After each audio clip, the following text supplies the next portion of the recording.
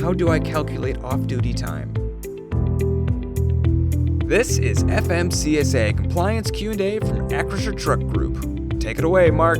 So we look at time off. We talked about what is on duty, but we also talked about the need for those 10 consecutive hours off duty for each of those periods. How do you get those?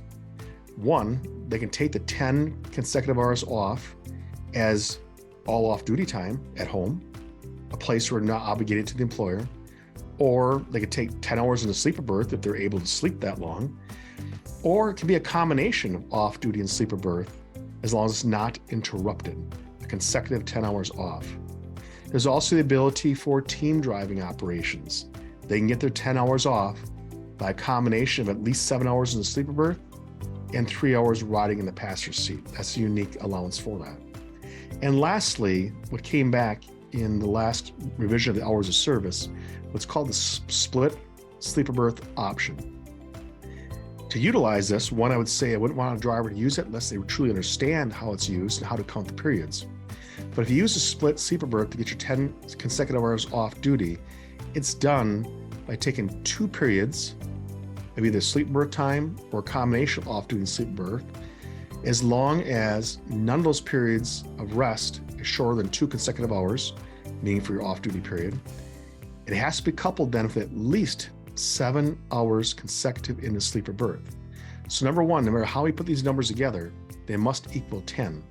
So could it be 8 hours in the sleep berth, 2 hours off duty, or it could be 7 hours in the sleep berth and 3 hours off duty.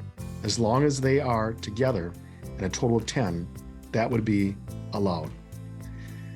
And then they also go into driving time. So before and after each rest period, when added together, there's rest periods. So what they would do is, in counting these rest periods, they have to resume a new count before they drive from the first period that was used for rest forward. And when they count these periods, as I mentioned right away, if the drivers understand the counting period, I'd preclude them from wanting to use it. And actually I would say in most cases, motor carriers should be actively involved with split sleeper berth use because it cannot exceed 11 hours of driving time in the period immediately before or after each rest period when it's added together. They cannot violate the 14-hour duty period either.